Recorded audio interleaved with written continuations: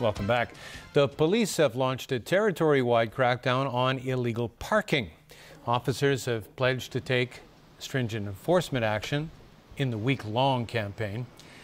They will issue summonses against road users without warning when it comes to illegal parking, particularly double parking and stopping or waiting at restricted zones. Illegally parked vehicles will be towed away if necessary. Officers are also stepping up the clampdown on illegal loading, unloading, and picking up. The latest government figures show that 3.77 million geographical constituency voters have registered to vote, 170,000 of which are newly registered voters, many of them young adults. But as Evelina Lung reports, older voters are still in the overall majority. The Legislative Council election will be held on September 4th. Today, the government released the provisional registers of electors. 3.77 million people have registered as electors in the city's 5 geographical constituencies. That's an 8.7% increase when compared with 4 years ago. New Territories West has the highest number of registered voters, totaling more than 1 million. An extra LegCo seat will be added to the Kowloon West because of the population growth there, but the constituency has the smallest number of registered voters. Only around 480,000 people have registered as electors there. Also, there are 170,000 newly registered voters this year. Over 40% of them are aged below 30. Meanwhile, due to the aging population, the number of voters aged over 50 accounts for more than half of all the registered electors. Some political parties have taken note of the increase in the number of young voters. They are planning to encourage their young members to run in elections. They also note that the traditional political parties don't necessarily have an advantage in the LegCo election anymore. What's happening now is that the younger generation does not accept the existing political party and want to start their own party. And in the process, we see some rock and pebbles on the path.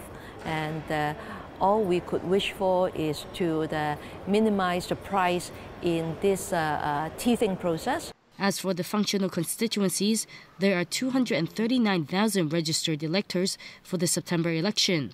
That is more or less the same as 4 years ago. However, there are some interesting points to note. The number of voters in the education sector has dropped by 5.4%. This as the number of electors in the IT sector went up by 80%. There is also an increase in the number of registered voters in the District Council's second superseat sector. Around 3.47 million people have signed up for the right to vote for their superseat candidates, 250,000 more than during the last LegCo election 4 years ago. Evelina Lang, TVB News. The Liberal Party aims to gain at least an extra 2 seats in the upcoming LegCo elections. Lawmaker James Tien says he hopes his party will help bridge the political divide in the legislature. Tien's party plans to put a popular Sham Shui Po district councillor ahead of himself in the party's candidacy list in hopes of getting both of them in through the proportional representation system. If the Liberal Party can get 7 or 8 seats in LegCo, Tien hopes the party can serve as a bridge between the establishment and the Pan-Democrats. We just want the government to be in better terms with the Pan-Dems. After all, the Pan-Dems popular vote is over 50%, more than the pro-establishment side. We simply cannot ignore them and just outvote them in the council. Together with the Pan-Dems 27 or 28 votes, we will be close to 35 votes. That will at least send a message to government, especially our chief executive.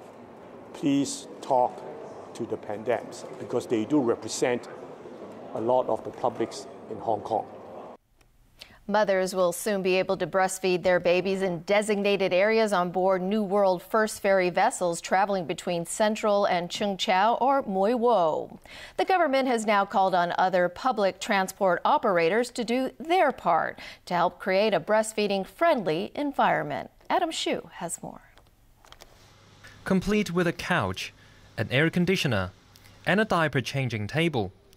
This 4.6 square meter breastfeeding room will be available to mothers riding one of the first ferry vessels from Friday onwards. 3 other ferries operated by the company will follow suit by the end of next year. The ships mostly serve the central Changchao route and occasionally sail to and from Wuiwo. It seems recently there's a growing concern of how those mothers who would prefer to have breastfeedings find it a bit embarrassing in the open areas. And being a corporate citizen, well, we think we need to do something to comfort the situation and let the mothers have the will to do this. The service will be limited to such 3-story slower-moving vessels.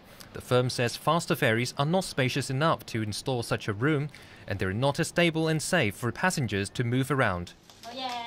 It will be the first time that a breastfeeding space is carved out in local public transport.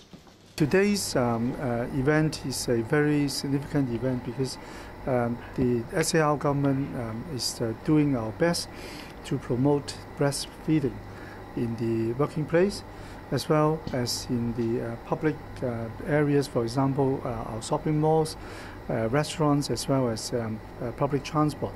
We encourage our private sector also to develop more breastfeeding-friendly places.